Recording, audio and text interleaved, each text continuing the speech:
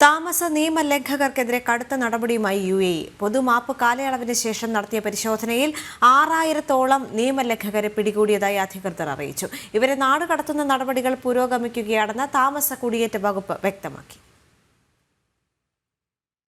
താമസ നിയമലംഘകരെ കണ്ടെത്താൻ ശക്തമായ നടപടികളാണ് UAE-ലെങ്ങും പുരോഗമിക്കുന്നത്. കഴിഞ്ഞ ഒരു മാസത്തിനിടെ മാത്രം 6000 നിയമലംഘകരെയാണ് ഇത്തരത്തിൽ പിടികൂടിയതെന്ന് താമസ കുടിയേറ്റ വകുപ്പ് അറിയിച്ചു. ടുവേഴ്സ് എ സേഫർ സൊസൈറ്റി എന്ന പേരിൽ 270 പരിശോധന ക്യാമ്പയിനുകളാണ് ഇക്കാലയളവിനിടെ അധികൃതർ നടത്തിയത്.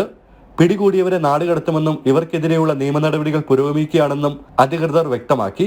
ഇത്തരക്കാർക്ക് സഹായം എത്തിക്കുന്നവരെയും ജോലി നൽകുന്നവരെയും പിടികൂടി പിഴ ഈടാക്കുമെന്നും തടവ് ശിക്ഷ ഉൾപ്പെടെ നൽകുമെന്നും അധികൃതർ മുന്നറിയിപ്പ് നൽകുന്നുണ്ട്. നിയമലംഘകരെ ജോലിക്ക് നിയമിച്ചാൽ 50,000 ദിർഹം വരെയാണ് പിഴ ഈടാക്കുക. 4 മാസം നീണ്ടുനിന്ന പൊതുമാപ്പ് ഡിസംബർ 31-നാണ് അവസാനിച്ചത്. പൊതുമാപ്പ് കാലയളവിന് ശേഷം പരിശോധനകൾ ശക്തമാക്കുമെന്ന് അധികൃതർ നേരത്തെ തന്നെ മുന്നറിയിപ്പ് നൽകിയിരുന്നു. ജനം, ദുബായ്.